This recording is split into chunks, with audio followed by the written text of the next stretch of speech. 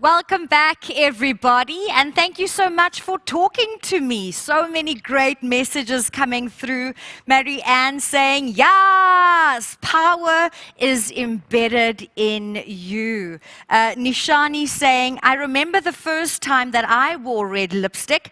I felt so confident I could do anything. Many women also saying the next time there's a big gig, a big event, a big job opportunity, I'm being intentional and wearing that unstoppable shade of red.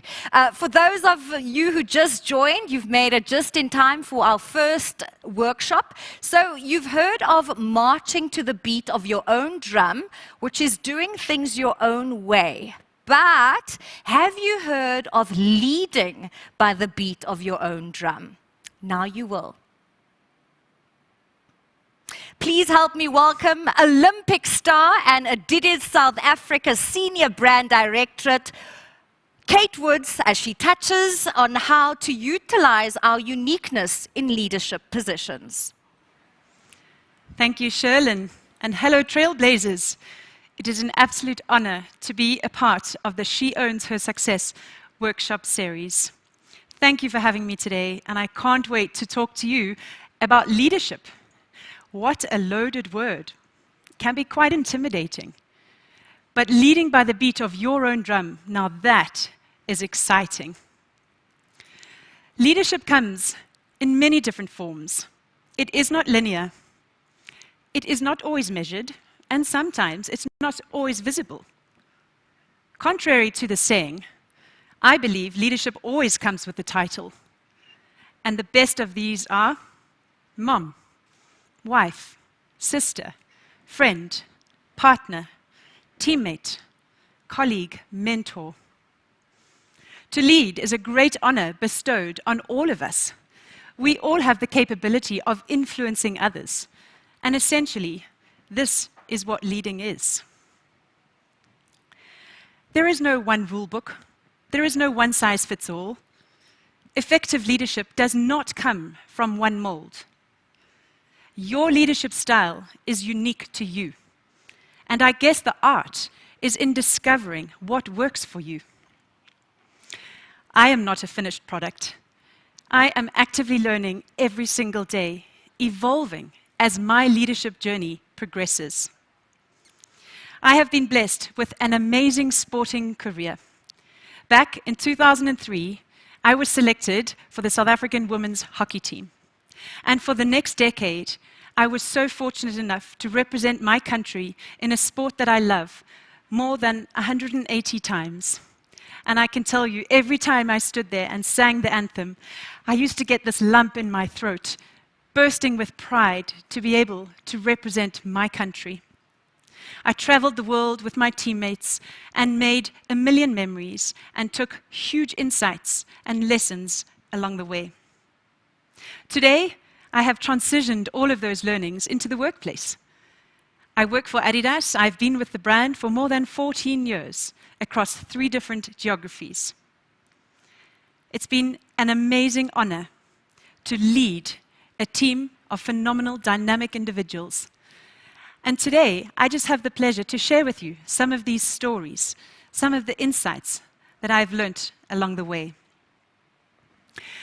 For me, it all starts with ambition. I was once a little girl who had a big dream. I wrote a sign that said Athens 2004, and I put it on my cupboard door. Every single day, it reminded me of my dream, of my goal, to play hockey for my country and to go to the Olympic Games. And over the next few years, I worked incredibly hard. I was committed and I sacrificed a lot. And in 2003, I was selected for the team. And 1 year later, en route to Athens for the Olympic Games in 2004. Now, I don't know about you guys, but watching all the action in Tokyo, the Paralympic Games still coming up, I still have Olympic fever of note. So we'd need another whole hour to talk Olympics. But this competition, let me tell you, is quite hard to describe.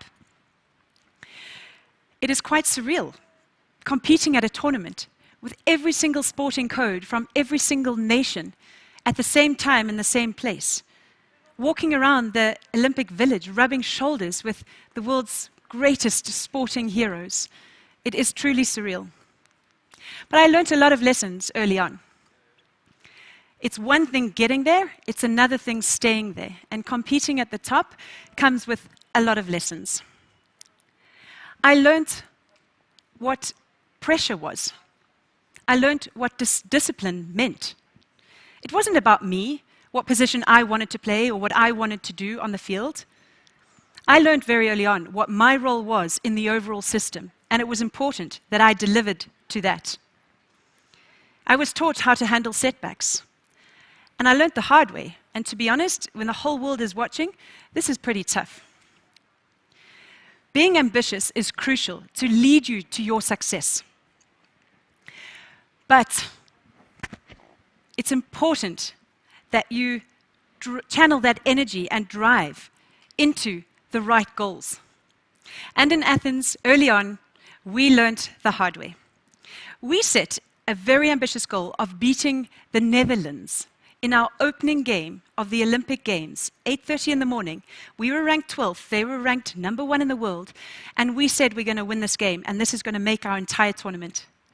And we rehearsed this match for months in the build-up to the tournament. We used to wake up at 4 a.m., have an early breakfast. We used to play a match against guys, so that it was fast-paced and tough opposition. And we thought this was all going to happen. And what happened? We got to Athens. We got absolutely hammered. We lost 6-2 to the Netherlands. I can tell you we fell apart. It took a huge amount to climb back from that loss and that defeat. We regrouped as a team and we decided we had to focus on what we could control, on our performance. We still had an entire tournament to play. And 2 games later, we went on to beat the Germans 3-0. They went on to win a gold medal in Athens. So having ambitions are important. It's going to get you to your success. Success looks different to each and every one of us. Everyone has talent. It's what you do with it and how you grow it that makes the difference. Hard work beats talent when talent doesn't work hard. Relying on your strengths is lazy, but knowing them, valuing them, strengthening them, and leading with them is what makes the difference. A year out from Athens, in Athens, I was approached by Adidas the first time, and they offered for me to become a sponsored athlete. A year out from Beijing, Adidas offered me a job. And I thought, no, this is crazy. I can't possibly step into a corporate role. I'm a year out from the Olympics. I'm traveling a lot. And they said, no problem. We want to continue supporting your sporting career at the same time as offer you a platform to begin your professional one. Unbelievable. I was an athlete, I'm a mad sports fan, and now the opportunity to work in the sports industry was unheard of. A dream come true and something that I was so passionate about. My passion burns very brightly for what I do. I think it's one of the main reasons of my success is that I'm hugely invested in what I do. Being passionate is the single most important quality that you could bring to any situation, be it in work, in love, in friendship, or in life in general. It is by nature a happy and positive trait. It motivates others and really encourages positive action. Oscar Wilde said, "To live is the rarest thing in the world. Most people just exist." We've all heard the stats, right? We spend on average more than 50% of our time at work. Now, if we're going to be spending that much time at work, it needs to matter to us. It needs to mean more than just a job. Now, we've all gone through the roller coaster ride of weathering stormy seas, sailing uncharted territory. We've felt like the stress and workload is relentless. And at Adidas, what we used to say to each other is, it's okay, we're just selling shoes. But here's the thing. I've never thought that we're just selling shoes. Of course we want to. We hope to sell a lot of shoes. But that's the end result, the final KPI. What actually matters is everything else in between. What I'm passionate about is enabling more people to play sport, breaking down barriers that exist for girls to play sport, equipping individuals and athletes, sponsoring teams, inspiring young creatives who love the sneaker culture. I'm passionate about empowering my team, helping them grow and be bold. I work for a company that believes impossible is nothing, that sport has the power to change lives. In my opinion, whatever it is that you do, whatever your profession is, please make sure it's always about more than just selling shoes. Confidence. This is another key ingredient when it comes to leadership. After Beijing, I got married, and a year later, fell pregnant with my first son, so took a break from hockey. And I think everyone thought that I was going to retire fully. But I had this burning desire inside of me. I felt like I had more to give. And when Samuel was just 7 months old, I got a call from the coach to say, "We want you back in the team." Now, the odds were stacked firmly against me. I was a new mom. I was working full-time for Adidas, and to now step into the national hockey team and prepare and train for an Olympic Games, this was going to be a huge ask. But over the next few months, I worked incredibly hard to play myself back into the team. I had the support of my entire family, and I learned over that next year that it was all about quality over quantity. I didn't have the hours I needed to fit it all in.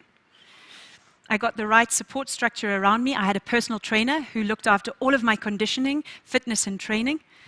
The hours I had at the office were fewer, but it was important that they were top quality, and every minute I had with my family meant such a great deal. And over the next year, I found myself back in the team and on my way to my third and final Olympic Games in London, this time with my 20-month-old in the stands watching me.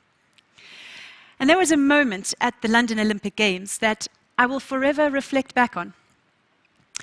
Work didn't stop because the Olympic Games was happening, and it was the night before we faced the USA. And I had a work deadline to deliver.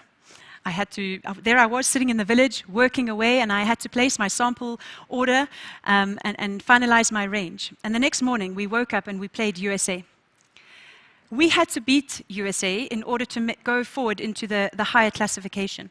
But we didn't just have to beat them. We had to beat them by 5 goals. Now, this was unheard of. They were ranked way above us, and we were ranked 12th. They had a professional outfit for the last 3 years. They'd been playing and training professionally, and we had to beat them by 5 goals. And you know what happened? We won that game 7-0. It was a moment in sport that will stay with me forever. It was this incredible team effort. Every single goal felt like it started right from the keeper and weaved its way through the team. Goal, goal, goal. It was truly, truly amazing. And after the game, as my teammates went back to the village, ice bathed, rested, and recovered, I spent the afternoon with my son and my husband and my family. And I often reflect back at those 24 hours specifically and think to myself, wow, you know, when things get tough, and I feel like I can't quite cope, I look back at that time and I realize what I am capable of, and it helps build my confidence. Perhaps this is a time to reflect on your own life. I have no doubt that you have overcome obstacles. I have no doubt that you have inner strength that is so powerful. Maybe you don't even know it. Be proud of your story, own it, celebrate it, and let it fuel you. The next key ingredient I want to talk about is courage. After London, my hockey career did eventually finally finish and come to an end. And 10 months later, I was blessed with twin boys. So no longer juggling sport anymore, but all of a sudden I was now promoted to a director of the company, and I was juggling 3 boys under 3. I can tell you I needed a lot of courage to get through that. Courage is not only a physical bravery, it comes in many different forms.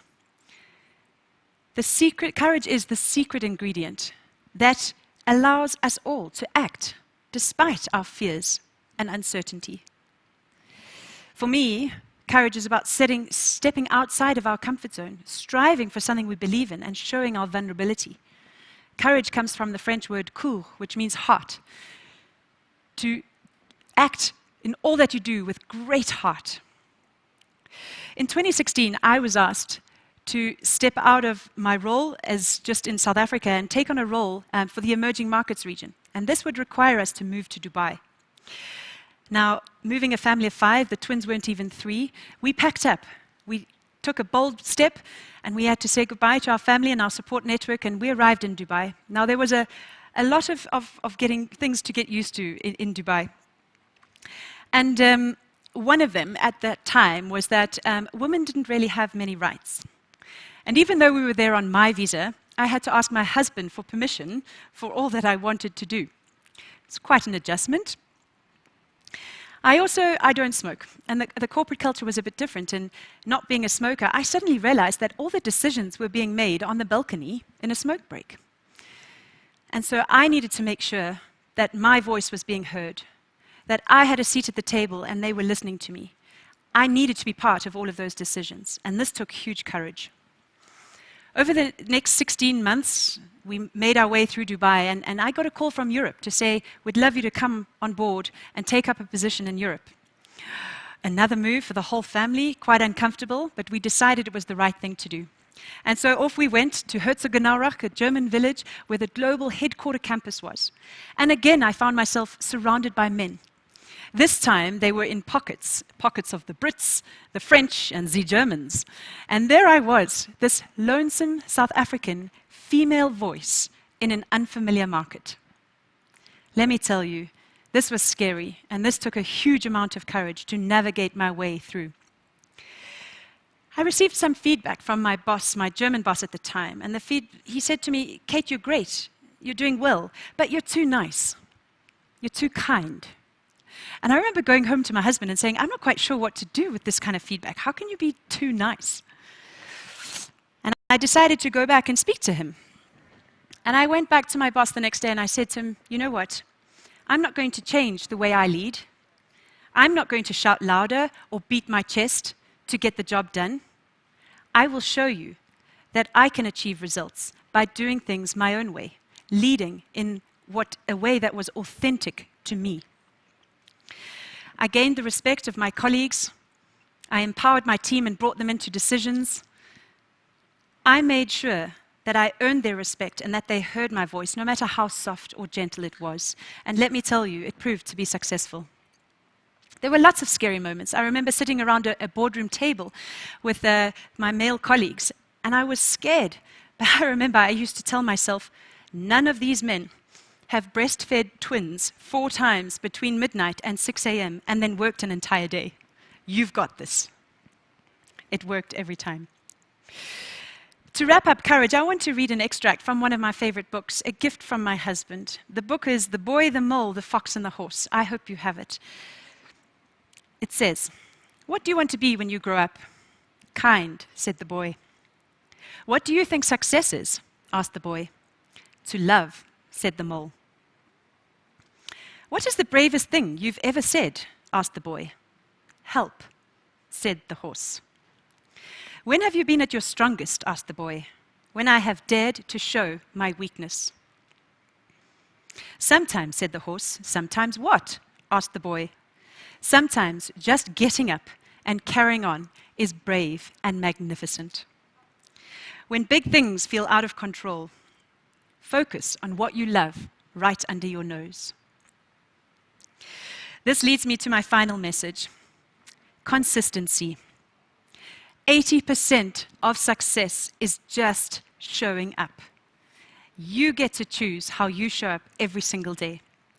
Make sure you're making your mark consistently. Great leadership isn't about one big moment. It's about lots of small events accumulated, and it's the consistency of doing these things that matters. So staying true to this in sporting context, to wrap up, let's prepare a little match day strategy, match day preparation. It could look like this. Make sure you take a moment to have that internal pep talk. Build your confidence. Understand your strengths and lead with them. Manage your nerves and anxiety. It's perfectly normal to feel scared. But try and remember things that help you to feel calm.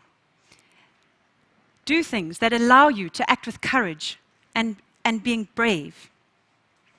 And lastly, be performance-minded. Focus on your performance. Focus on the game plan, on your approach, and make sure that you're always showing up consistently. I think the world is waking up to what women are capable of. We make up more than 50% of the global population. We've just witnessed the first Olympic Games where there was an equal gender split. We've been trailblazing for years, but finally companies are starting to realize that women in leadership roles are great. I urge you to believe in yourselves. Do not conform to societal norms. We are not a tick box exercise to look good on paper. Be confident in your own unique style. Be fearless in your endeavor to achieve great things. I leave you with a quote. An incredible woman, Maya Angelou, said, "I've learned that people will forget what you said, people will forget what you did, but people will never forget how you made them feel." Thank you very much. Sherlyn, over to you. Thank you to you, Kate, for reminding and also teaching us how to truly hone our own uniqueness. Has this always been easy? I mean, clearly you've often been the only female in mostly male-dominated areas. Other women would have said, maybe it's time to start smoking and join the men on the balcony. So what did you do instead of becoming more like them? How did you become more of you? Such a great question. And I think it started when I was just little. I was born into a family of men. I've always been surrounded by boys. I had 3 brothers who used to throw me around like a rugby ball or a cricket ball. And so I've always sort of had to find my place and have my say. I don't think I've ever lacked confidence, but my mom actually inspired me to have courage to be myself. We lost my dad very early on when I was 4, and she's always believed in me. I've always had platforms where I could shine and grow and learn. And I think my experiences have taught me that I'm good enough and I'm capable enough. And so I try not ever doubt myself, although it's sometimes there. I'm finding tools to overcome that. But I don't doubt myself. I feel like I'm good enough and capable enough. And I'm just so blessed and grateful to have had the experiences that have helped me shape me into the person and leader I am today. Kate, there's so much love coming through for you. So many hooky bookies, including myself out there. Unfortunately, not all of us can call ourselves Olympians. You mentioned passion quite a lot. Yeah. Okay, yes, we need to be passionate, but how do we figure out what we are passionate about? Is there some sort of recipe or formula? Oh, I don't think so. I think this just comes from within you. What sets your heart on fire? And make sure you're listening to it. And make sure you're putting yourself towards it. You're leading yourself towards what motivates you. I think each of us know what we're passionate about, but sometimes maybe we're not acting upon it. But in all that you do, Sherlyn, I think you lead from the front in this case. You bring enormous energy and passion. And this is contagious. So we've got a question for you. What are some of the things that one can do when they are being managed by someone that suffers from imposter syndrome? This is interesting. So it's not them. I'm being managed by someone with imposter syndrome. What to do now? Sure. Good question. I think it's important that I guess it's a woman leading. Right? And I think it's really, really important that we don't need a title to lead. We can lead in whatever position we're in. It's about influencing others. It's about bringing them on the journey.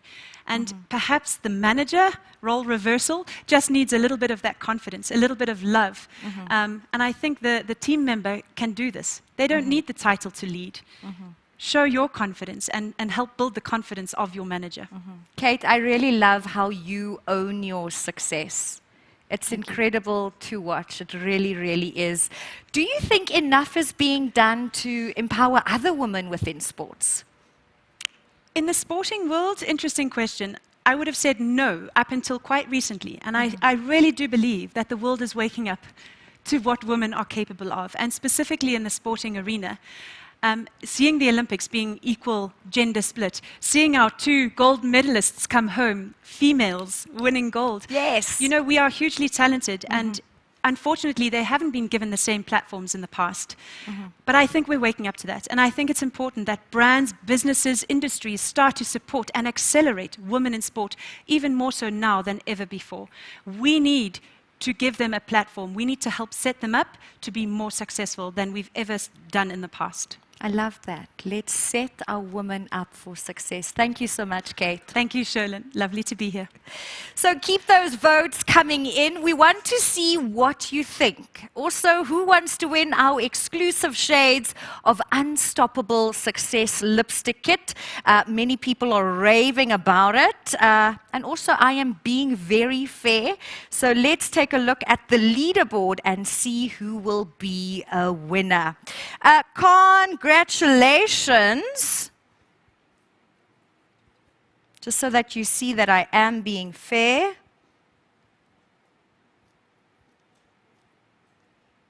Sorry, technology. It'll work on its time, not yours.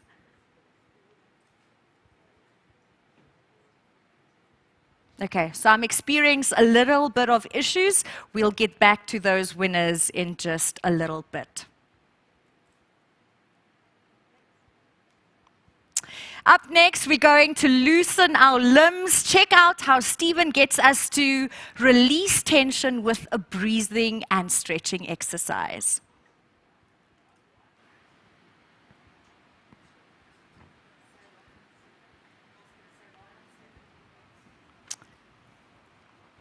Welcome, Stephen. Hello, everyone. Thanks for having me. So what are we going to be doing today? We're inhaling, we're exhaling, and we're letting loose. Yes, but I think you're already inhaling, exhaling, but there's a particular way that I would like to practice. Take it away. Okay, thank you. Thanks for inviting me. I'm Steven from YogaWorks. And when I asked what is the session or the event about, I was asked to talk about femininity, about success, about breaking through barriers. First I thought, whoa, femininity. But then I realized this is what yoga is all about. It's about marrying the soft and the strong, about the relaxing and the putting in effort. Now, we all know that the masculine qualities, they are very celebrated. They are sort of at the top of everybody's list, to make money, to push harder, to cram more meetings into your day. But what yoga and events like this are teaching us is to honor our more kinder side, the compassion, the caring, the empathy. And this is, yoga is a great practice to start to practice these seemingly opposite, but actually they're 2 sides of the same coin. Also, I'm just setting the scene for a minute and we can start moving. What is success? At first sight, it sometimes looks like that house, or that promotion, or that job, or that car. But when we dig a little bit deeper, we know it's all about our inner state, how we feel. We all want to feel great, healthy, strong, free, and yoga can really help with this. And for the rest of the session, I hope to do a couple of practices with you. I understand you've been listening for a long time, you've been tuning into a lot of talks, which is great, but now we're also going to take care of our bodies. So first of all, I just want you to sit wherever you are on a comfortable seat and rest your hands somewhere, and we're going to focus on the neck first. So drop your chin down to your chest. You can do this with me.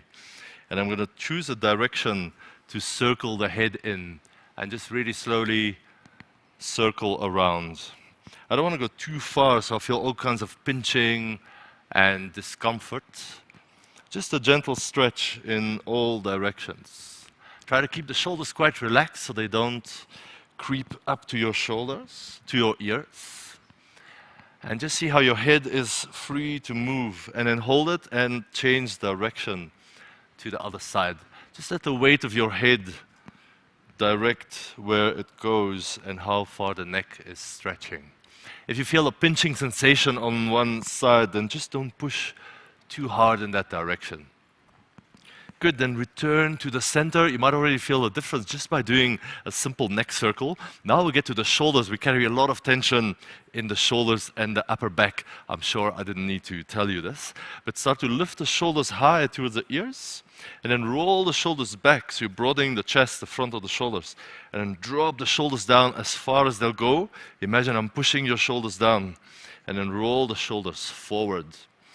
And then we'll do this a little bit smoother now. Lift the shoulders high, roll them back, press down, and roll forward. Let's do one more round in this direction. Up, all the way back, all the way down, and all the way forward. Now change direction. We're going down first, all the way down as far as you go.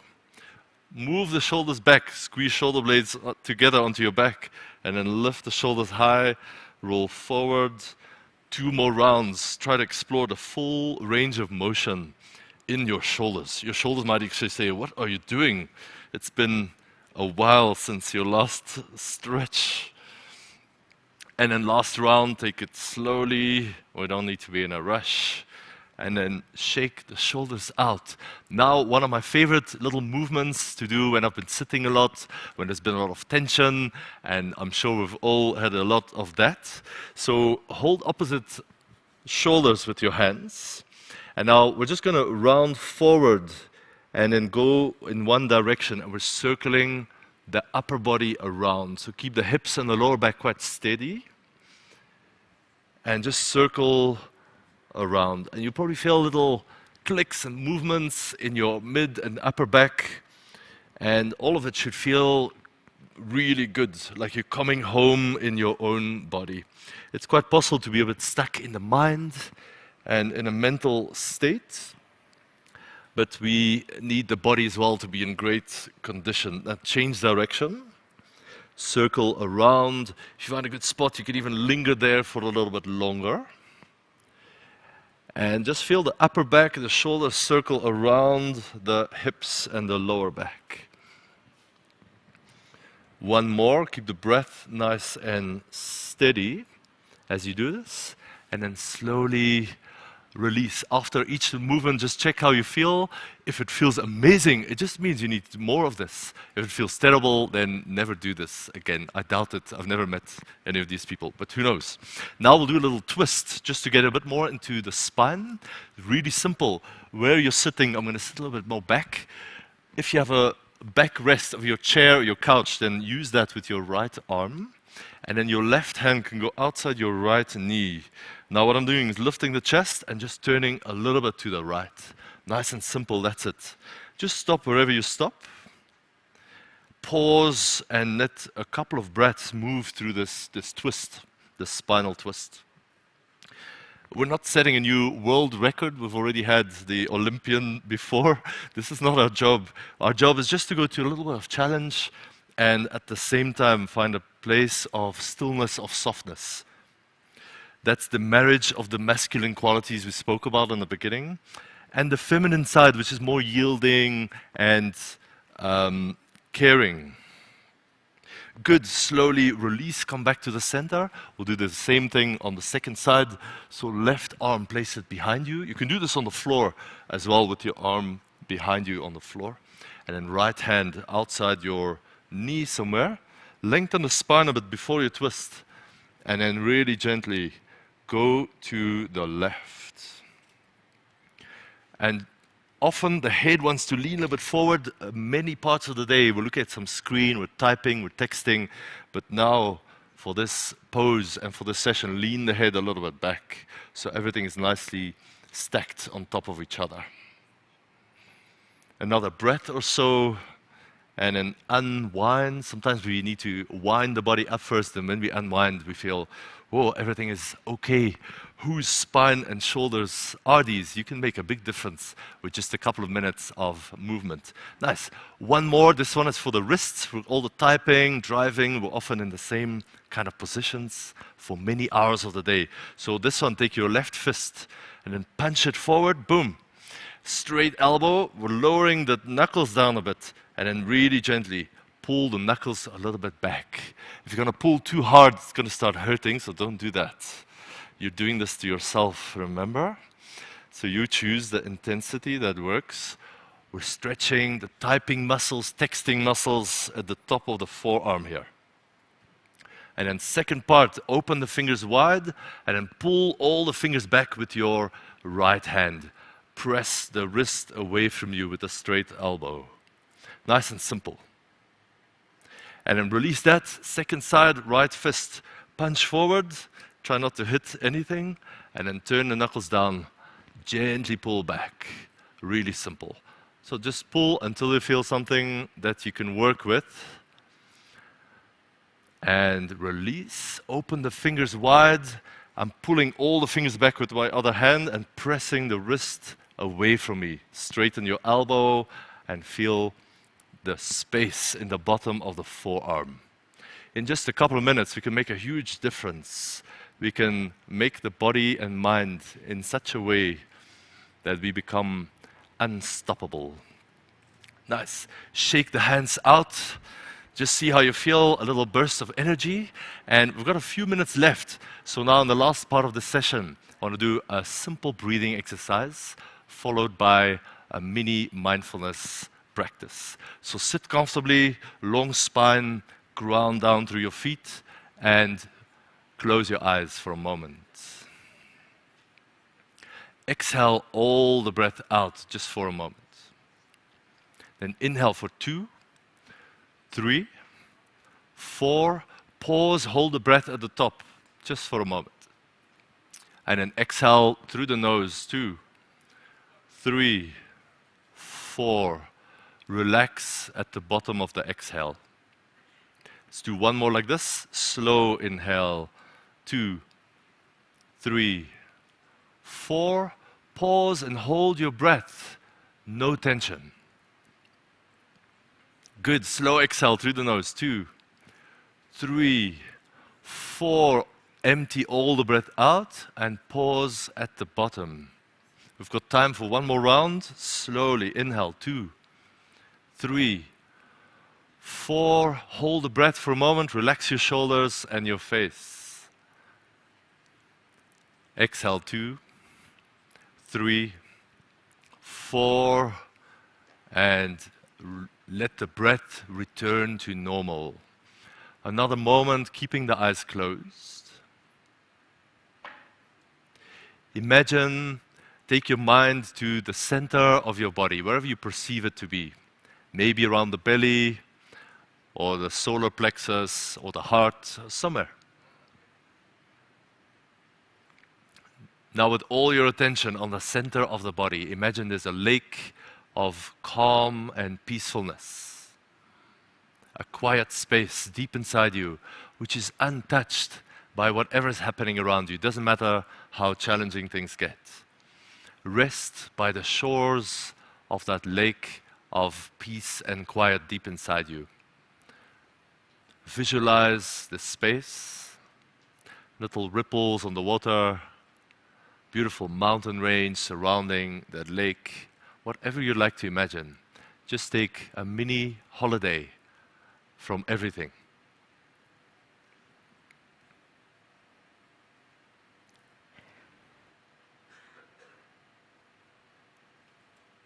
And then start to take a few deeper breaths. You can lower your chin down to your chest. Take a moment to blink your eyes open. And I want to thank you for taking a little moment, a little mindfulness break, a little yoga stretch to move your body, move your mind into a calmer space. And congratulations to all of you for attending this event and for taking care of yourself. All the best. Namaste. Namaste, Stephen. That was a really, really good stretch. I love how you didn't even get up from your seat, how you didn't even need a mat. So hopefully we are all feeling that, that good release.